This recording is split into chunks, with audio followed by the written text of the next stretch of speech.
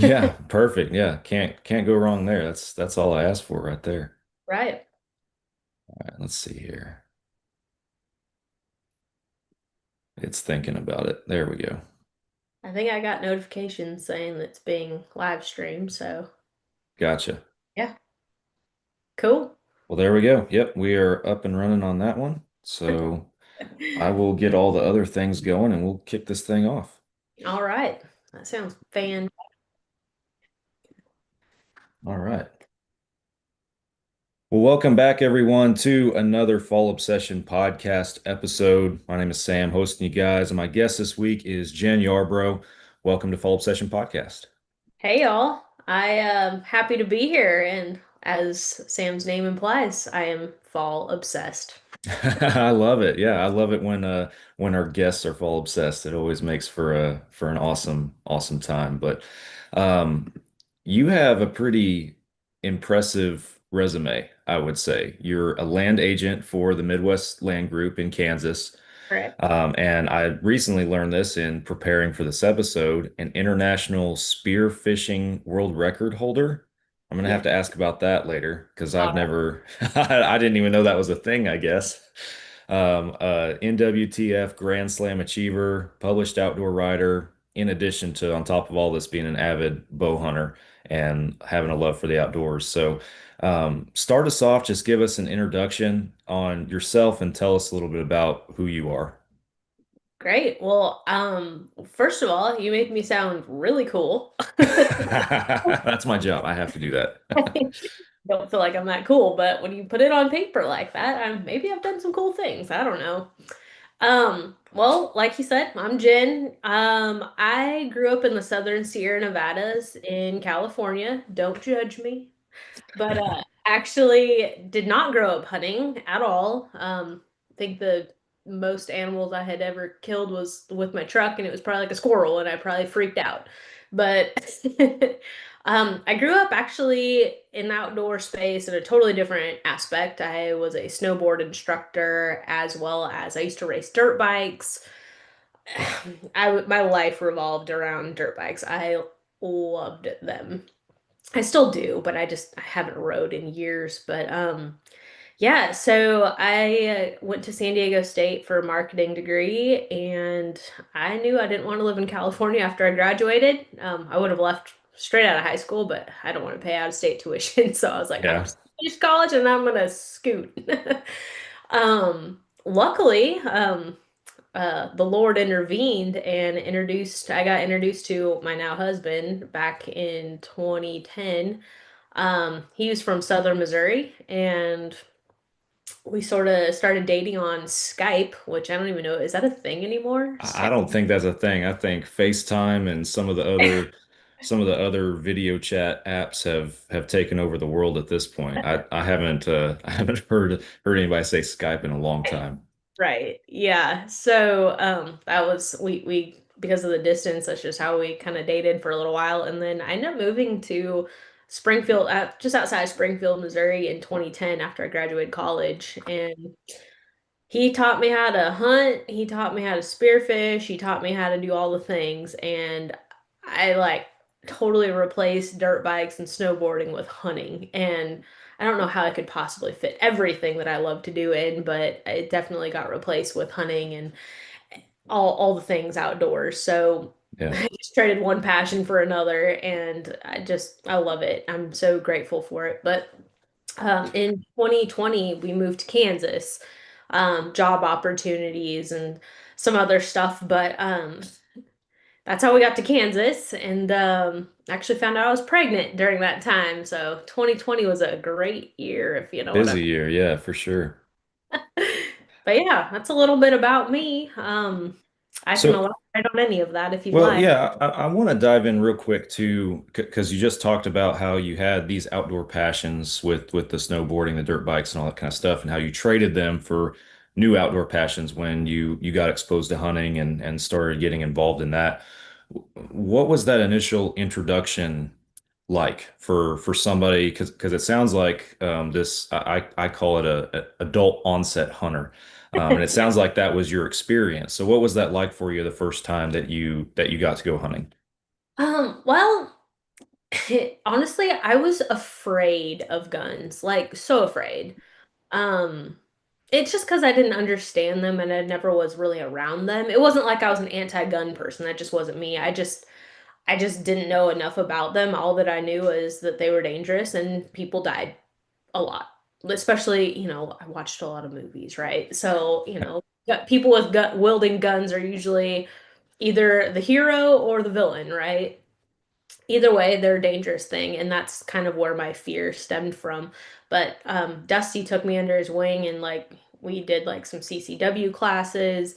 We went and shot rifles, like, and slowly, like with tears running down my face, I got to where I could shoot a gun and actually turned out to be pretty good at it with some proper instruction. So that was cool.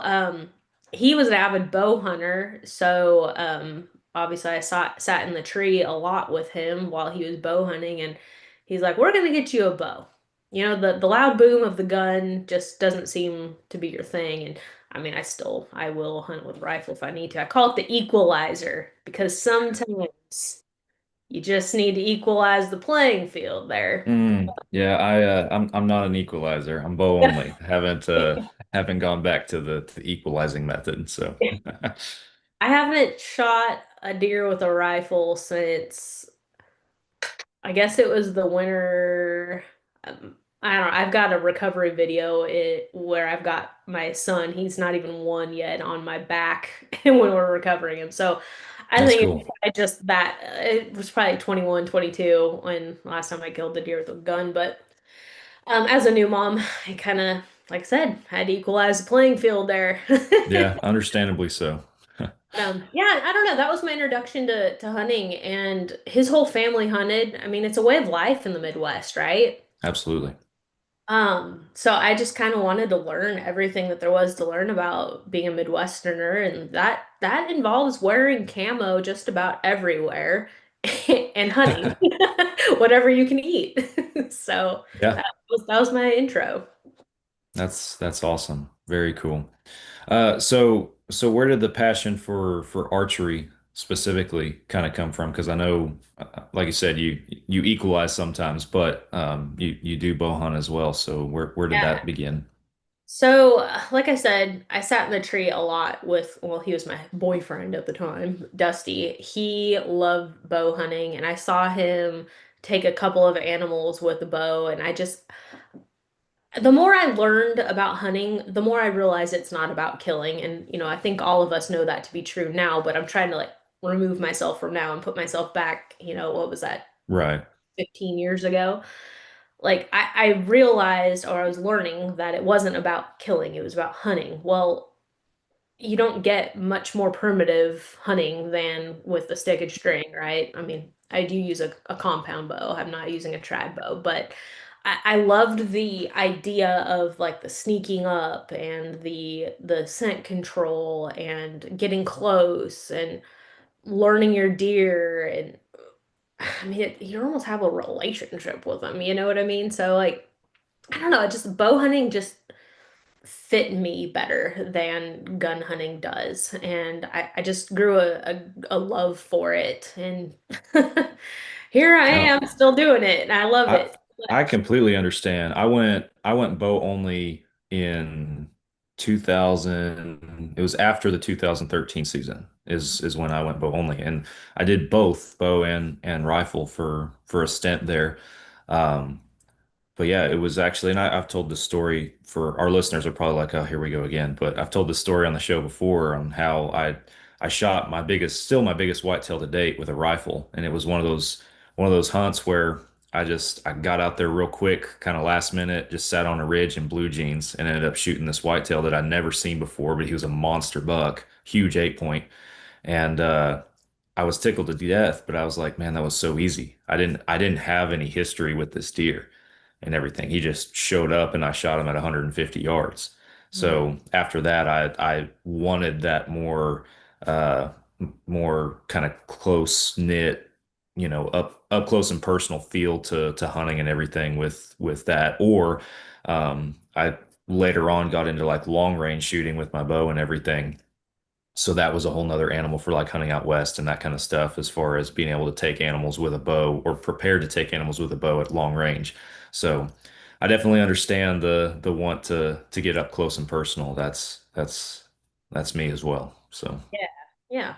So you get it. Yeah, yeah. I loved it and I still love it. I don't know. It's my favorite way to hunt for sure. Yeah, there's nothing like it for sure.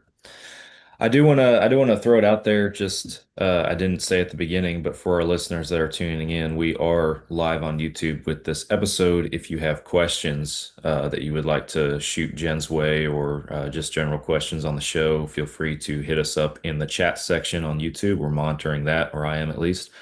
Um, so, Jen, I wanna ask you, like I mentioned at the beginning, you are an agent for the Midwest Land Group, and that's kind of the initial thing that caught my attention, and what led me to kind of doing some research on you and sending an invitation and everything is because I'm a little curious about that, and I have some questions and some topics to discuss specific to that. But the first one I just want to ask you, I've already talked about how you were pursuing, I believe you said, a marketing degree was where you what you went to school for and everything, and then you moved to the Midwest. Where did the interest to become, to get involved with Midwest Land Group begin? Yeah, it's a really cool story actually. Awesome. So I, when I first moved to Missouri, it was in 2010, right? I don't know if you remember what the job market was, but it was crap. Yeah. I couldn't find a job anywhere. I ended up working, I think at the hospital as like a receptionist or something. I don't know. That was not for me. But I ended up working for a small ag implement company for a little while, and I loved that. Got to meet a bunch of farmers, and I had an FFA background growing up. I know that sounds silly from California, but I was really involved in FFA, so That's I have a awesome. strong ag background. So dealing with farmers was like my jam, and it being a small implement company, I worked a lot on the sales side, so that was really neat. Um, there wasn't any upward growth movement there. So I was there for, I think, about 5 years, and I got a job with USDA as working in farm loans. So, got a nice government job there for a little while, and it was a really good job. So I did a lot. I worked more on the lending side of real estate for a long time, and I really enjoyed it. Again, working with farmers, helping the next generation buy grandpa's farm and continue the ag legacy, and I loved that part of it so Yeah, much. Um, like I said, turn of events, we got some job offers and we ended up moving to Kansas in 2020. Well, that was not that was not in the life plans. I mean, we had built our house on family ground that, we built it to where we could die there. We everything was handicap accessible. Like we really thought ahead. right. Anyways, we ended up moving to Kansas, and because we were so attached to our property that we had in Missouri, like we really wanted something similar. Um, so we began the search and we were introduced to Midwest Land Group through that process. And we bought our first farm before we found a house in Kansas, so it was kind of fun. That's cool. But we developed a relationship with our with a agent. His name's Trent Siegel. You might have heard of him. He's on Heartland Bowhunter. Uh, Hmm. Great guy. He and like in my line of work in lending, like I dealt with a lot of, I don't want to sound rude, but I'm just gonna say it, like bonehead real estate agents Oh for yeah, they're over a out there. decade. Like just yes. So when we met Trent and started dealing with him, like it was a breath of fresh air, like learning how a good real estate agent does things. And it was so nice. And I don't know, man. It was enjoyable. Well, we didn't end up meaning to do this, but we ended up buying and selling like 5 farms with him within like a year and a half. Oh wow. We were trying to find the place that we wanted to call home, place where we wanted to build. Us not being from Kansas, we didn't know where that was. I think we owned ground in one, two. like 3 different counties, just trying to figure out where we wanted to be. And all the while, Trent was our agent through the whole thing, and it was fantastic. Now, keep in mind, I had a government job. Like, I wanted to stay there for 30 years, right? Pretty stable, good paying, good insurance, all those things. Hmm. Well, fast forward to this year, and if you've been paying attention, the government's not really a great place to be as an employee at the moment. So, yeah, I took the deferred resignation program. And I was like, shoot, I know exactly what I want to do. Like I'm familiar with real estate. I love hunting. I love helping people learn how to hunt. I like developing properties. I like looking at it, from a deer hunting point of view. I love farmers. I'm like, this just makes sense. Yeah. And with my awesome relationship that we've had with Trent, I was like, I knew exactly what brokerage I wanted to work for. So, I'm actually, I didn't even apply to go any other place. So I'm really happy that they ended up hiring me on. But Yeah. Worked out. yeah, I wasn't even entertaining any other brokerage. But anyway, so yeah, I got hired on with Midwest Land Group this spring and kind of hit the ground running. It's been really cool. I actually have an appointment this afternoon to go talk with some people, and with deer season coming up, it's kind of fun to start talking to people like with rec properties that are wanting to sell. Because I'm like, man, there's some out of state people with a deer tag burning in a hole in their pocket. So, I mean, it's just like I said, it comes down to my love for being outside, my love for talking about the outdoors and developing deer hunting properties and talking about big deer and little deer, whatever. I don't deer hunting and turkey hunting, I don't care. Like I just love it and farmers in general too. It's just they're good people and I'm really enjoying it so far. That's awesome. So are there any major differences in somebody who is more exclusively dealing with land in these situations versus just your normal realtor that's out there selling in the suburban areas and city areas and that kind of stuff? Huge difference. Huge difference. And that's not to say that's a bad thing because I would not be good at selling a house in town. You know what I mean? So like Right. we're talking about land sales here specifically, but I would say, and I don't want to overgeneralize because that's really not fair, but the average real estate agent in an area is going to specialize in houses. They're not going to know anything about land. They might be like, "Oh, that where are there cows out here?" Or they might not be able to identify like what crop is growing or how to What it's look going at to be good soil, for in the future. Yeah. yeah, or soil types, or I mean, a tree identification, or looking at travel corridors for deer hunting. Like, you know, you have to have a certain skill set to be able to look at a piece of ground and be able to identify some of those things. So, yes, there's a huge difference in hiring somebody that knows what they're looking at. Absolutely. Gotcha. So, this is a relatively new endeavor for you, is my understanding. So, what have been already at this point in your career, what have been some of the greater successes and then also challenges that you have faced that your normal, average Joe listening to this podcast might not really think of from the realtor's standpoint? Oh man. So, one of the biggest drivers of one of the reasons why I wanted to be a real estate agent is, and I've been talking about this well before I was a real estate agent, like back in 2020, really, because we filmed one of my deer hunting episodes and I kind of talked about it a little bit. Um, the dream of owning your own hunting property is real. Hmm. So many people and have, I mean, let's just bring up like haters are gonna hate, right? Oh, it must be nice to be able to hunt on your own property, or oh, it must be nice to hunt, 160s on your own property. It's like, dude, you can do it too. Hmm. I mean, cut back on a few of them Amazon packages every month and you can afford a land payment. I mean, really, Sure. it comes down to that. It really does.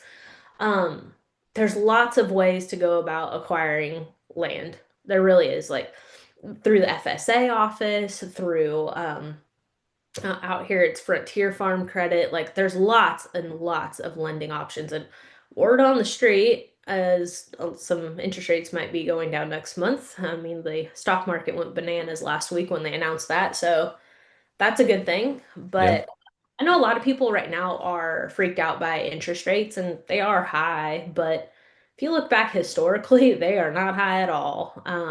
I mean, my parents talk about astronomical interest rates when they bought houses back in the 80s. It's like, how did you afford that? I mean, Oh yeah. Back in the houses Jimmy were, Carter administration, stuff was crazy back then, for yeah, sure. I mean, everything was a lot cheaper back then, but it's all relative, right? Interest rates are interest rates. Yeah.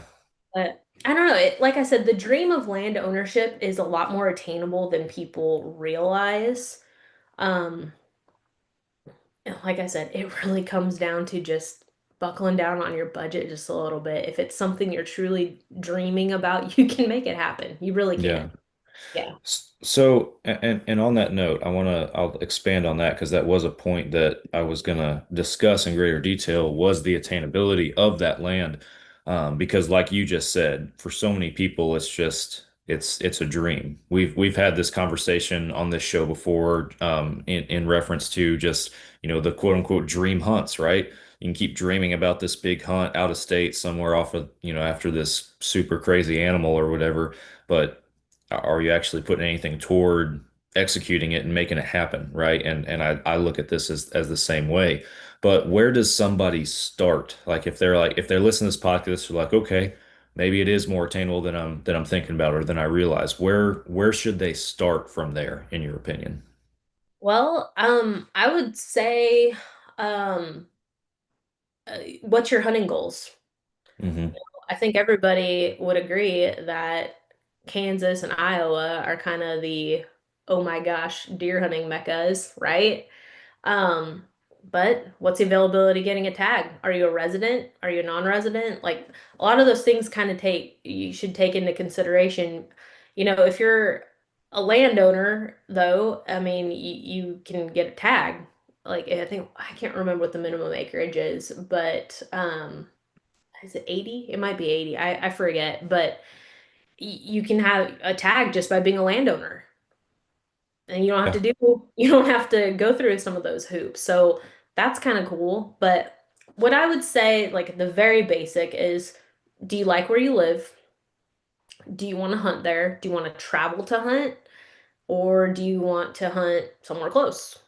I mean, that's everybody's different. Me personally, I got a little spoiled when I was introduced to hunting, was I lived on the farm that I hunt, and that was a non-negotiable for when we moved to Kansas. I wanted to live on the farm that I hunt. So Yeah.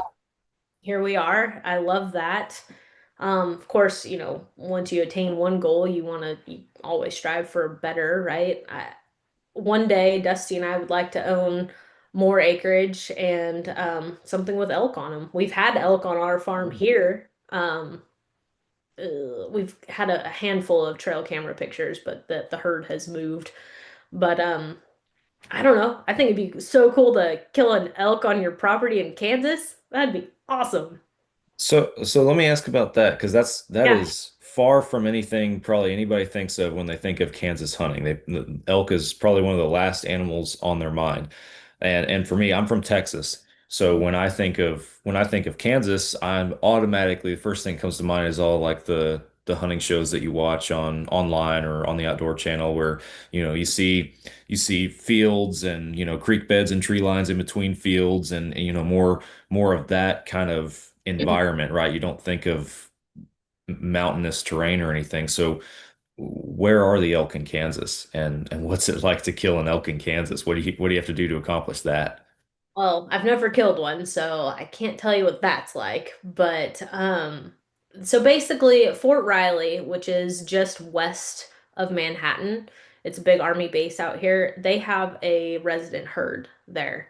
Fort Riley's huge, but basically those elk, you can't keep them contained. They travel, they migrate, and that's basically where these elk were coming from. And now Fort Riley is a little over an hour away from me if you were driving on the highway.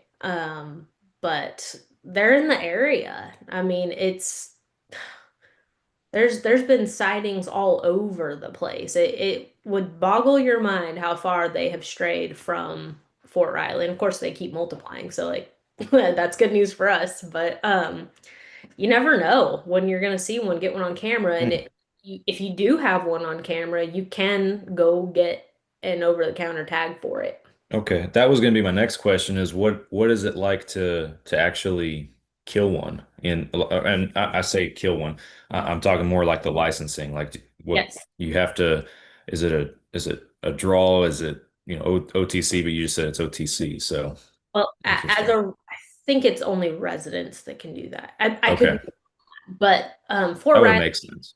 Fort Riley has a limited draw every year, and it's just their public land that they have.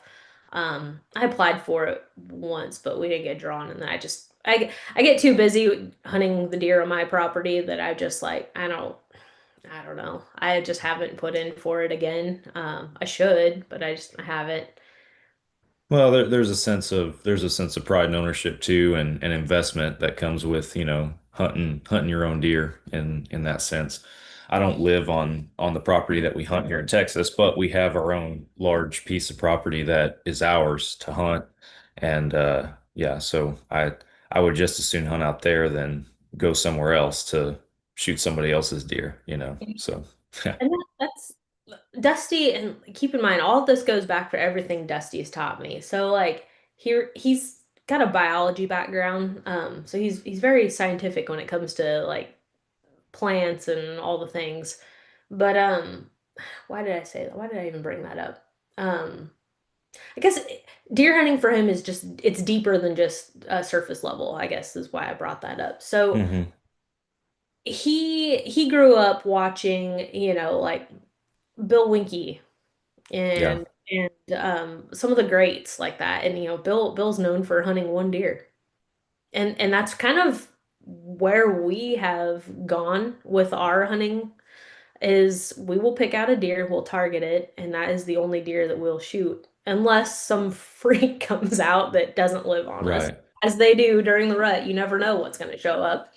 But, that's where we spend all of our time is hunting one deer. Um, it's a lot of fun and very time consuming because there's lots of opportunities to kill a deer, right? But Hmm. it's it ups the ante when you're hunting for the one. And you can see as I'm describing this why that takes up so much of my time is I'm just trying to figure out how to kill this one deer and I just don't have time to go hunt an elk when I'm studying these guys. No, that makes sense. Like it is a like you're going to school. Yeah, you're like you just said, you're studying this deer, you're trying to learn this deer's patterns and habits and figure out how you're going to hunt them. And then there's all the other factors that come into play as far as weather and wind. And I know moon phases seem to be a debated topic. And on this show, we've had some whitetail experts on this show that have given me some interesting thoughts on that from the standpoint of it doesn't matter all the way to it matters in its entirety. So I don't know what to think about the moon, but all is to say is hunting one specific deer it is definitely rewarding when it pays off. In the end, it's a lot of hard work, but I think it makes you a better outdoorsman or woman or woodsman in that sense too, because you're more honed in and focused on every little minute detail. And when it all finally does come together, like from this all the way down to you releasing that arrow or pulling that trigger, it's like, okay, everything has to be executed right to pull this off. It all comes down to this moment, and then it's up to you to actually make it happen. So, yeah, I can appreciate that. I wish I could say that I was successful in picking out a deer, hunting a deer, and killing a deer. Typically, I normally end up in the boat every year of, all right, I got like four target bucks, and if any one of them walks out in front of me, I'm shooting them. I wish I could hone it in a little bit more than that, maybe one day, but that's the boat I'm in right now. But And there's nothing wrong with that. I no, mean, yeah. and I think that's something that drives me a little bit insane with the internet these days. Everybody thinks that their way of doing things is Bible, and everybody else is wrong. And Hmm. you're not doing it their way, you're doing it wrong, and you're doing it for the wrong reasons, and blah blah blah. It's like, what happened to going out and harvesting some meat to put in your freezer? Oh yeah. No, it's You know? there has to be grace in that when you're just scrolling social media. Like you can see a dude that, you know, shoots a 2-year-old buck or something like that, and he does the old grip and grin post. And, Good you for know, him. it yeah, exactly. Like that, for all I know, I don't know this guy. I don't know his situation. For all I know, that could have been his only opportunity to hunt for the whole year. And that was meat in his freezer, right? And that to him, that's his 180. You know, that's his Oh, 100, that's his monster buck. You know, who am I to judge? But so many people want to go keyboard warrior and hop in the comments and just start giving people a hard time for shooting a young deer or making a poor shot or whatever it might be. And yeah, I've talked about it before. It's just we have to be united as hunters and support one another in those senses. I mean, yes, we got to hold each other accountable for people when they do stupid stuff. You know, there's people who do ethical. bad. Yeah, Yes. there's people who do unethical stuff out there that give hunters a bad name, and we can't support that. But at the same time, for for somebody that's, you know, in a different phase than someone else in their hunting journey. We can't hold them. We can't be critical of that, in my opinion. So, Yeah, we're better together, and it all paints a picture of the heritage that we all love so much. So hmm. I agree. So I do wanna ask you kind of, since we talked just briefly, kind of brought up the social media side of everything and stuff. Um, what has that been like for you? Because obviously, if it weren't for social media, uh, you would have never popped up in our fall obsession thread with the Midwest Land Group and everything. So like you're posting, you're active on there, you're sharing your outdoor journey on social media. What's that been like for you as far as taking that passion that you have public, if you will? Yeah, well, let me preface that with saying this, like I never like aspired to have like a Instagram presence or anything. And I truly like comparison to what some people have. I don't have the following that a lot of people do, and like I'm okay with that. Absolutely. Right. Um, so I got into hunting because I loved it. And at the time, there was there was one set of women's hunting gear available at Bass Pro Shops, and I was blessed to live by Springfield, Missouri, where the biggest Bass Pro Shops is. So, you know, when I got into it, Dusty was like, "All right, let's go get you some camo." Well, he was given some sage advice by an older gentleman to make her feel comfortable and cute. So, he took that advice. So we went to Bass Pro, and there was one set available of women's hunting gear, and it was a collaboration with Scent Lock and The Crush. Hmm. It had pink zippers on it. It was Realtree AP, I think is what it was. But I still have that suit to this day. I loved it. But that was it. That was all that was available for women, was one brand was making women's hunting gear at the time. And you know, social media has come far, so far from those days. So like that was 2010-ish, right? You know, Hmm. Tiffany Lukoski and Eva Shockey, you know, those are the names. If you were a female archer or hunter, like you knew who those people were and you were following them like glue, right? Right. Well, I to me, like I didn't grow up hunting. Yeah, those women are awesome and amazing, and I've thank the Lord have been able to meet both of them through certain channels and tell them my story. But I couldn't relate to them. I didn't grow up hunting. I didn't know like they knew how to do all this stuff already. Like nobody was talking about how as a beginning hunter, a female girl out in the woods, like what how do you do things? Like how do you go to the bathroom out there, right? You know, I mean, Right. nobody's talking about like how it's different for girls. And I kind of was just like, there's a need for that. Well, I don't know. Like I said, I got into bow hunting and stuff, and I developed some relationships with people, and I actually developed a relationship with Bowtech back in, I think it was 2019, I believe. I think it was 2019. I had been shooting Bowtech since before then, but I really, by way of Midwest Archery out in Springfield, shout out to them. I love Brad and Jason, actually the whole Williams family, but they got me hooked up with the sales rep in the area. And I was like, listen, like this is what I want to do. It's important. And that's how I started Ladies Archery Night with my friend Ashley Rhodes at Awesome. Midwest Archery in Springfield. And I wanted to create a place where if women wanted to learn how to shoot a bow, they could come in a non-competitive environment, ask all the questions. The guys would be there to help tweak their bows or help them buy a bow if they needed that, but they could come and they could shoot without being intimidated or scared or I mean, even just to have fun shooting, like even if they knew what they were doing already. So, Hmm. created Ladies Archery Night, and that was the catalyst for me as far as like helping other women in the outdoors. And luckily, Bowtech liked it, and I got involved with Bass Pro Shops through duck hunting a little bit. Like I said, I grew up, well, not grew up, I was from that area, so I learned to meet a lot of people that worked at Bass Pro, and so we just did a few collaboration projects and was able to just start my platform on that is getting more women in the outdoors and helping them, showing them how to do things and being a sounding board, if you will.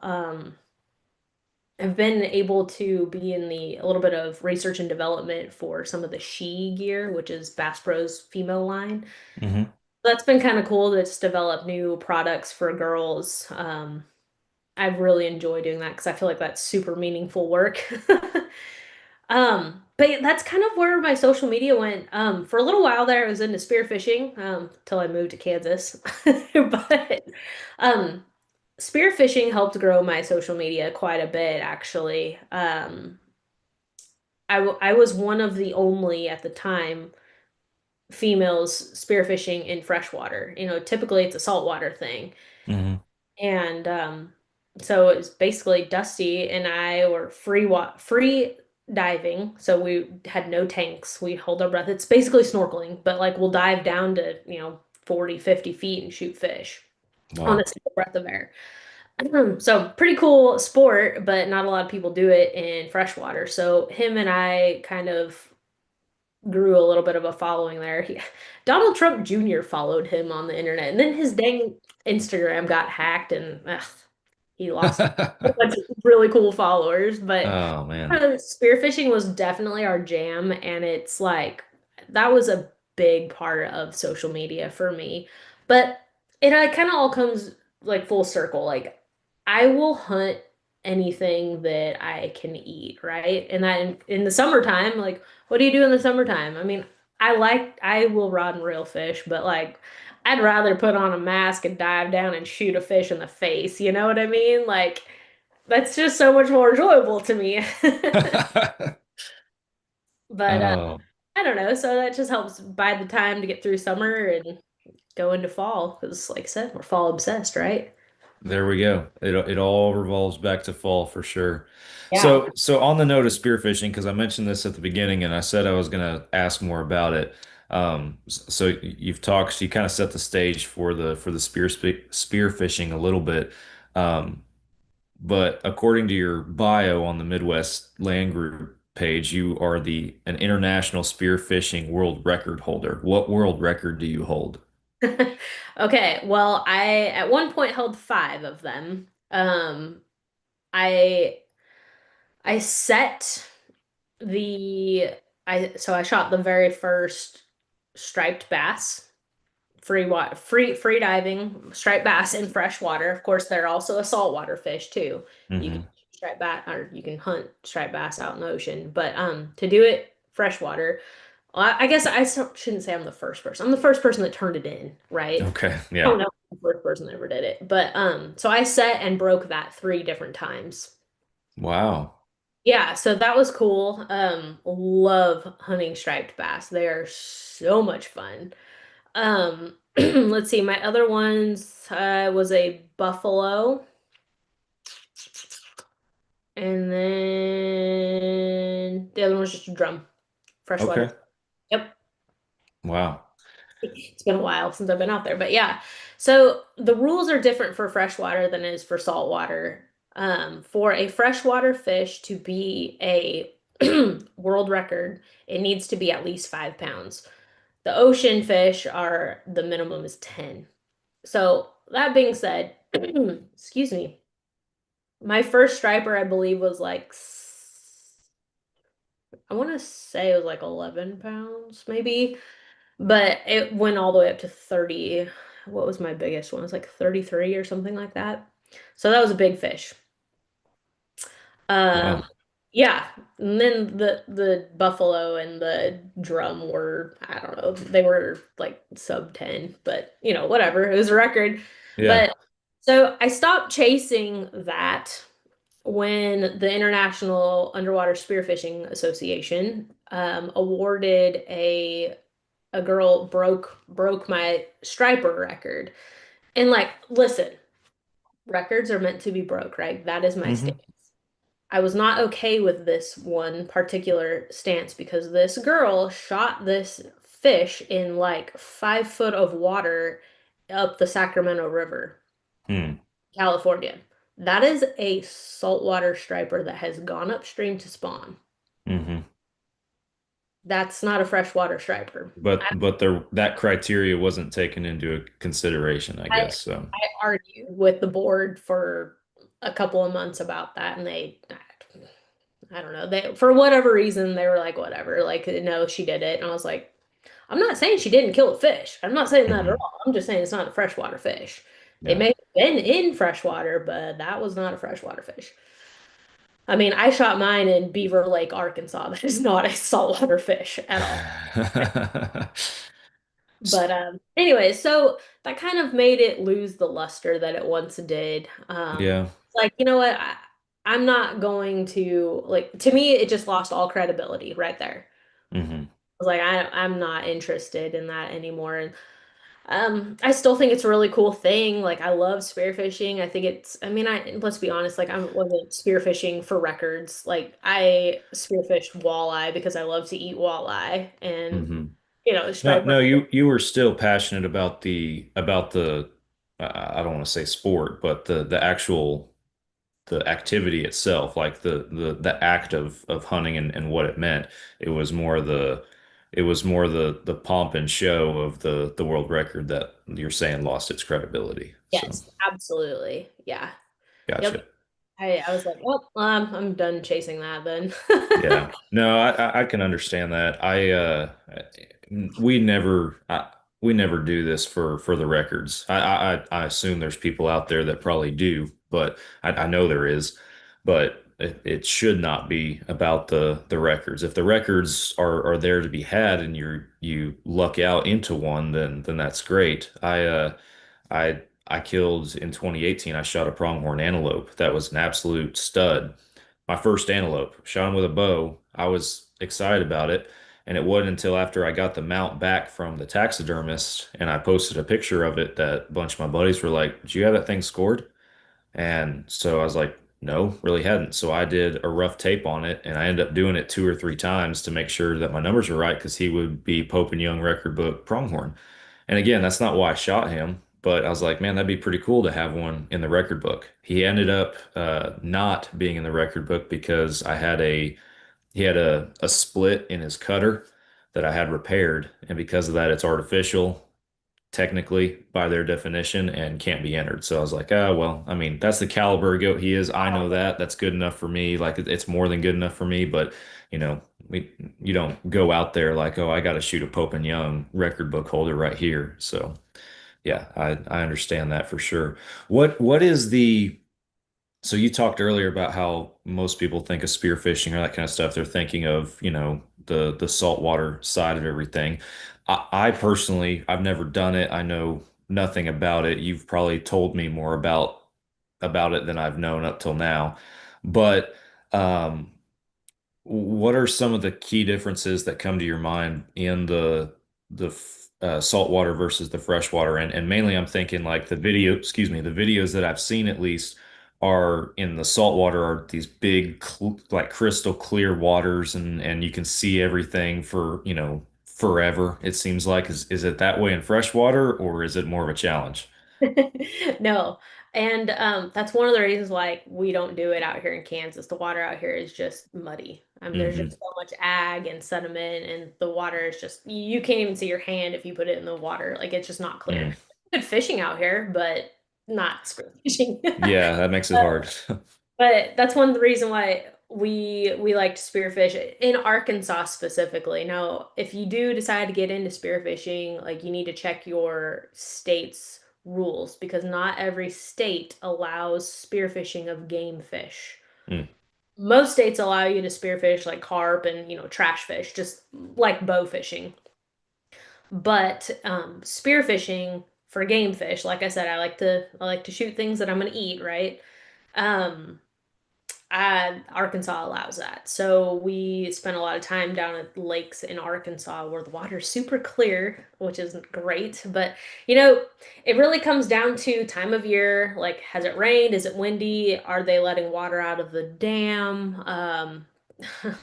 What the water level is, A what lot of what factors. what the terrain looks like underground under Mm. the water. Usually fish like to be right around that thermocline. Well, that moves, in early summer that can be really shallow. Late summer, it's really deep. It moves. Hmm. So, and sometimes it's thicker than the other. I mean, shoot, when you're diving straight down, right? It's like punching through a bowl of split pea soup sometimes. Like it is thick and Really? it messes with your brain. But once you get below that thermocline, man, it's like for one, the water is freezing underneath the thermocline. I've given myself an ice cream headache when I didn't have like my hood on. But it can be very clear underneath there. I mean, it's dark though, so you're kind of limited on your sight by the light that is allowed to come through the thermocline. Um, shoot, I want to say like there's been lots of times you could see 20 plus feet, but there again, it just depends on the day. And you said that you guys free dive that without tanks or anything and go like 40, 50 feet down sometimes. Yes, sir. So how much time do you like, I mean, this sounds like a super, dumb question, but how much time do you have once you get down there on one breath of air before you're going back up? So it's different from diver to diver. I mean, Right. your lung capacity, what your cardiovascular shape is. A lot of things go into it. How buoyant you are. Like if you're fighting, you're floating. uh, Hmm. You're gonna burn more air. You want to be perfectly buoyant, so you want to have just the right amount of weight on your weight belt so that you're not fighting that. You can just My husband likes to describe it as like almost like a yoga like state. Hmm. So you get very relaxed, and there's a science to this. We actually went through free dive training down in Florida. There's like certifications for it, but it's a very dangerous sport if you don't know what you're doing. So like I highly recommend learning how to do it before you do it because you can die. Yeah, for sure. So, yeah, it's almost like you go into like a yoga like trance state. You learn how to take your maximum air, your breath, and then you turn upside down and you sink as much because you're gonna sink faster at the top or at the deeper you go, right? You use that to your advantage so you're not finning and you're burning more energy. But you know, I can stay down, let's just say an average 25 to 30 feet, maybe a minute. Okay. And that's really all you need because the fish are super curious. Like I always joke with some of these these tournament bass fishermen. I'm like, dude, let me hop on the boat. I'll dive down. I'll set your hook, and then you can just reel them up. Because like, I cannot tell you how many giant bass. Like if we're diving on a bluff, so we'll dive in one spot, and then if we don't shoot anything, we'll come up and we'll fin over like 20 feet and take another dive. Well, like the bluffs are huge, right? They go on for miles. So you could spend an hour or two diving a bluff. Well, these same fish will follow you all the way down the bluff. Really? And lunker bass, and I mean, you can't shoot largemouth or smallmouth in Arkansas, so like we don't. Right. But you can tell that it's the same fish because they got like markings on them, just like any other fish would. But they're so curious. Hmm. Um, so I say that like, so we target walleye. Usually, as soon as you hit the bottom and you get relaxed, the fish will start coming into you, and they're like, what are you?" And then hopefully you're lined up and you shoot them. But that can happen in that can happen on the way down. You can be underwater for 20 seconds and shoot a fish and come back up. But typically, if you're down there for any longer than a minute, like there's just nothing there. Like you just get up and go to the next spot. Go somewhere else. That's really interesting because I'll be honest, I'm not a huge fisherman personally. Just I cast a line every now and then. We got some ponds and stuff on the property that we hunt on and mainly go out there whenever the kids are out there and can help them kind of experience it, getting started in the outdoors and everything like that. So I don't spend a lot of time on the water or fishing personally, but you always you always hear the guys who are experienced talking about, well, you got to stay quiet because fish can hear you, or fish can sense this, or fish know that, or like. But then you talk about just diving down there and they're just curious and coming up to you. That's funny. That's very Really. interesting. And there is a lot to the loudness thing because, if it's a still day, no wind, and like let's just say we left the radio on the boat up on the surface, you can hear it down at the Yeah, bottom of the that lake. makes sense. But as much as like it's spooking fish, like if there's a lot of lake traffic, I doubt that it's gonna spook fish. But like if it's like, I don't know, December and you're line fishing and it's like been silent for months out there in a cove, yeah, that sound is absolutely gonna spook a fish for sure. But they'll come right on into you. It's loud under the water. Like hearing catfish, like raw, raw. Like you just hear all these noises under the water. It's loud. Huh. Yeah, stuff like that. That just, I don't know. Not everybody thinks about, I guess. That's interesting. A whole nother world under the water. It Oh is, yeah, that's awesome. yeah. I'm gonna circle back real quick also to something that I mentioned at the beginning too that I just want to hear more about. Because I mentioned earlier that you completed the NWTF Grand Slam. Tell us a little bit about that. Um, Again, something I did not set out to do. Yeah. I I had only ever hunted on my own property. I had never gone turkey hunting, like traveling. I usually just get my bird and get my deer and I'm good. Well, um, we got invited to go turkey hunting down on our buddy has a farm, or not a farm, a giant ranch down in Oklahoma, and it covers goes into Texas also. So we were able to hunt two different states in one trip. Oh, nice.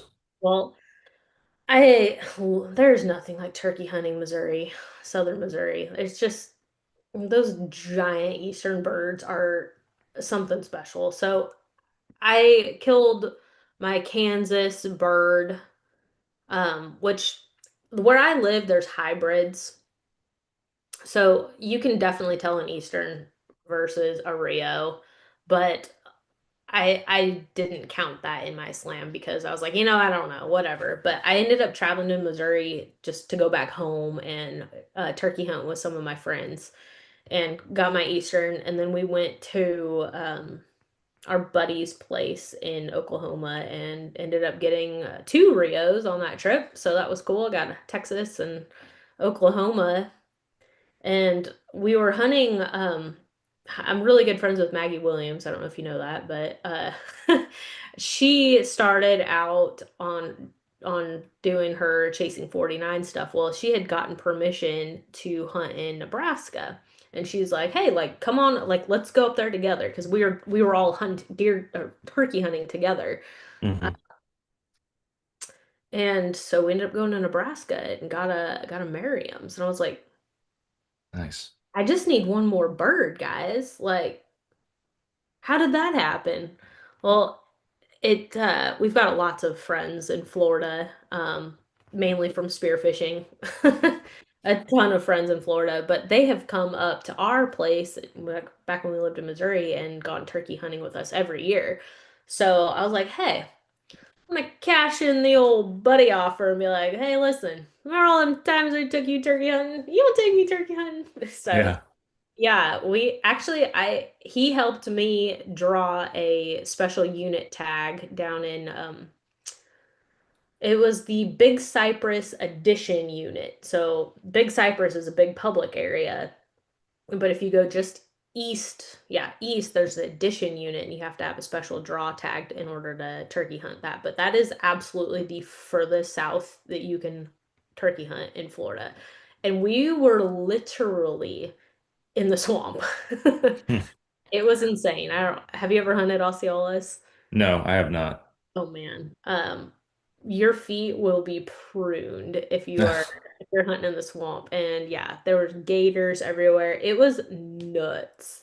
But yeah, I was able to complete my slam. Like I said, it wasn't something I sought out to do, but I was like, shoot, I'm only one bird away. Like, let's get this thing done. Yeah.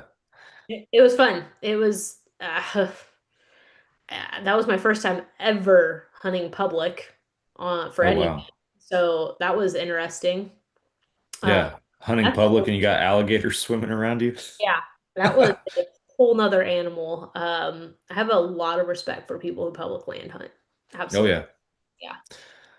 Yeah, I don't spend a whole lot of time public land hunting in Texas just because, like I mentioned earlier, a lot of my time and dedication here just goes towards our own place and the deer on it and hunting out there. But um, pretty much any time I've hunted out of state as a non-resident elsewhere, it's been on public land. And yeah, I have a healthy appreciation for both that and the benefit that I have of having private land back home for sure. I think it strengthened my appreciation for both those things. So Yeah, absolutely. Yeah. yeah. But yeah, that's that. I love turkey hunting. I've I do have a funny turkey hunting story. So my very first turkey I got was in the spring of 2011. So it was I moved to Missouri in August of 2010. So that the first spring I was ever there. Um, I had just been engaged, so it was opening weekend of turkey season that spring, and um, Dusty had a shotgun that had a scope on it. So he loves taking kids turkey hunting. So he's like, oh, the scope's the best way to do it for a kid. So I was basically like a kid. He's trying to teach me how to do it. Uh, Yeah. well, this thing also had a collapsible stock on it. So, anyways, we were sitting on a tree limb or like a log, a fallen log, or at the base of it for what felt like hours. And this Tom come out, put on a show, and it was so cool, like listening to Dusty talk to it, and it was just really neat. Well, when I touched off on that trigger, the stock went under my arm and that scope come back and popped me. So like Yep. I still have the scar to this day. That was 1 week before my engagement photos. Oh no. So that was fun. But the funny story is when I got that turkey mounted, I just like the typical fan mount. I have my hospital bracelet glued to it. But That's cool. that is the first dead thing, I guess I should say, that my new last name was on is a dead turkey. That's awesome. I wasn't married yet, Very cool. so yeah. Well, we are getting close to that 1 hour mark, which is normally what I shoot for here. I got a few things to kind of conclude us that I want to ask you, a few questions and everything. And the first one kind of tying everything that we've talked about here together a little bit. I want to ask you about just your future goals and aspirations that you have, because you've clearly had a very awesome and interesting journey into hunting the outdoors, being a land agent and all of these awesome things. So what do you have on the horizon? What are your goals for the future as you move forward? Oh man. Well, I just figured well, not figured. I just got a antelope hunt lined out for this year. Awesome. So it's September 20th is when it opens. Archery opens up here in Kansas. Friends with some landowners out west, so they're gracious to invite Dusty and I out there. So we're gonna go do that. I've not shot one, so I'm really excited to go out there and give it a shot. It's a Uh, fun time. yeah, I'm pumped. Um, I don't, I my dream hunt is killing a mountain lion with my bow. A mountain lion But with your bow.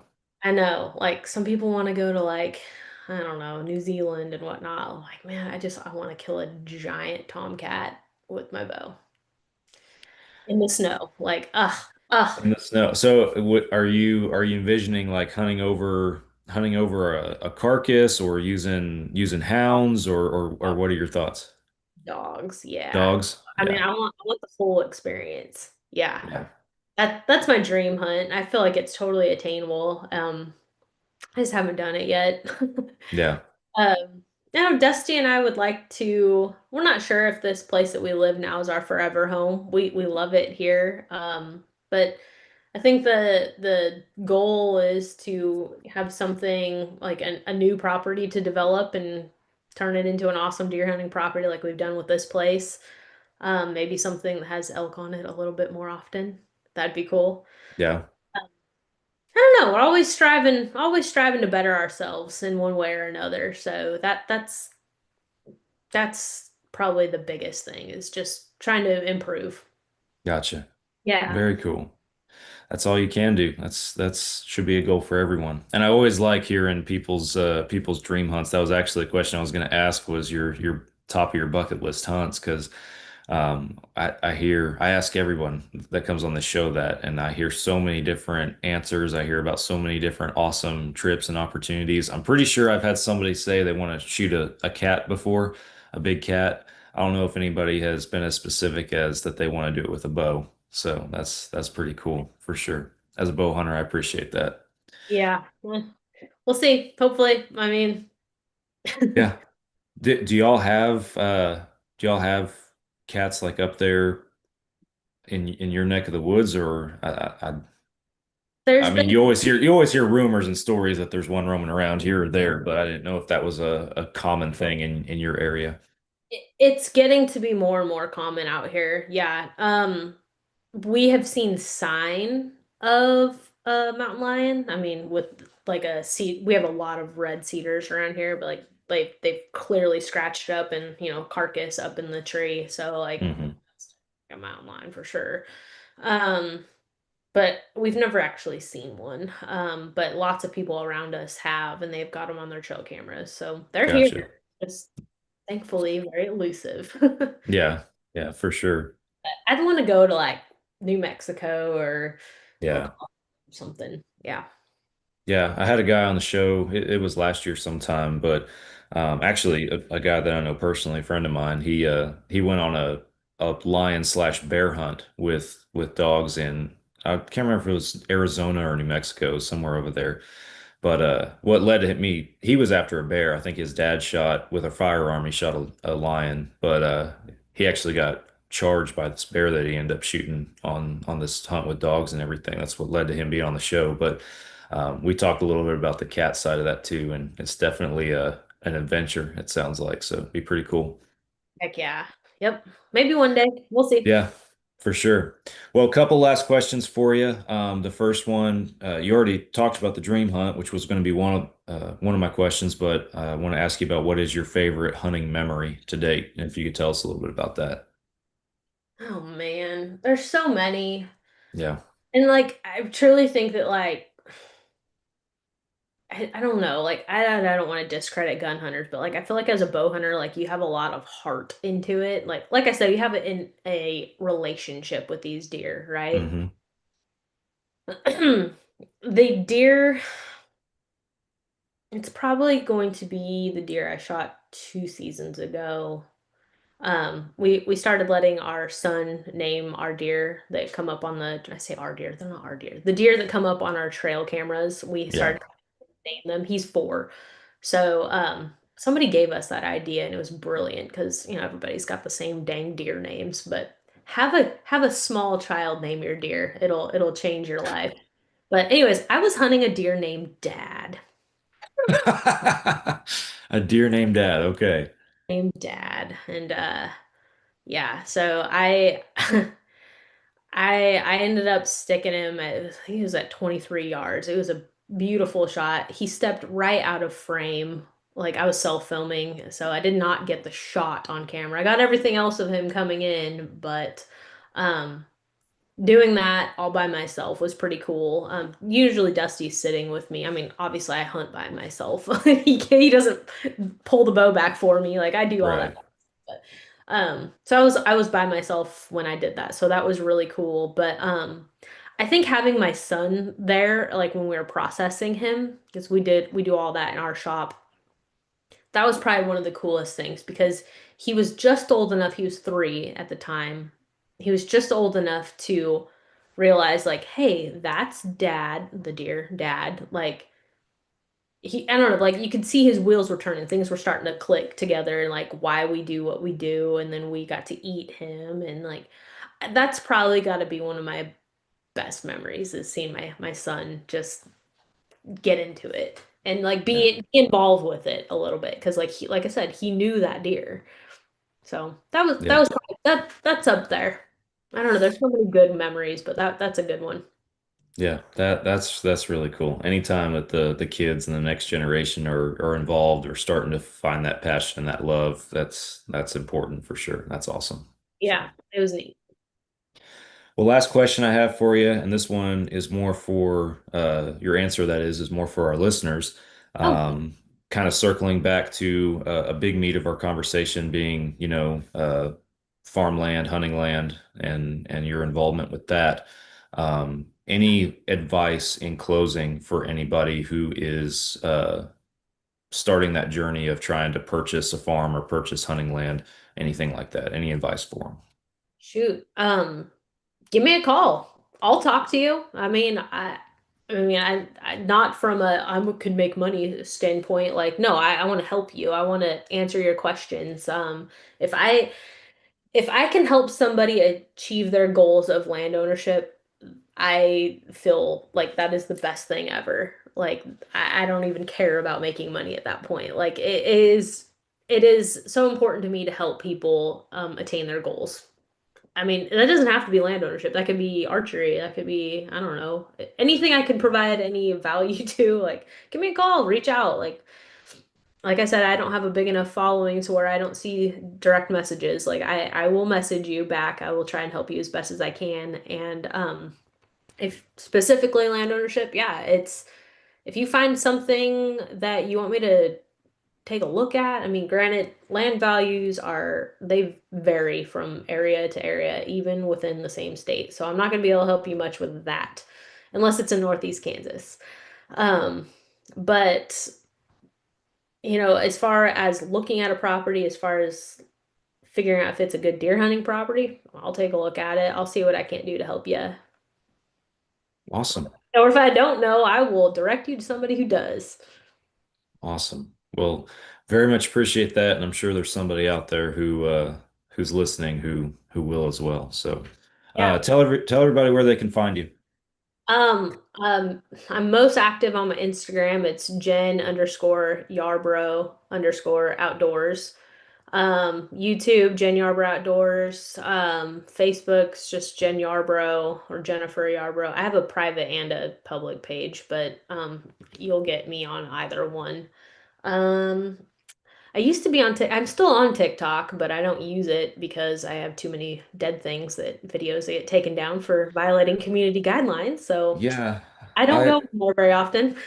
I try to be picky on what I put on the TikTok as far as like our full obsession pages and stuff. And I haven't tried to post anything dead lately, but our views just took a tank like last week for some reason. I don't know. I did something that the algorithms and TikTok didn't like, so I got to figure that one out. But that's always fun navigating that one. But But yeah, Instagram's probably the best place to find me. perfect. Well, Jen, thank you for your time. Appreciate you coming on the show and Yeah. talking with us about your outdoor life, your passion for hunting and everything, and sharing some insight, answering questions, all of it. Appreciate it. Thank you. Hey, thanks for having me. If I was able to provide any value to anybody, it's been a good day. Absolutely. It was an awesome conversation. Good talking to you. For our listeners, thank you all for tuning in to another Fall Obsession podcast. Subscribe if you hadn't already, and I will be back with you guys again next week for another podcast. We'll catch you then. Hang tight, Jen. I'm going to shut everything down here and we'll chat for just a second. Okay.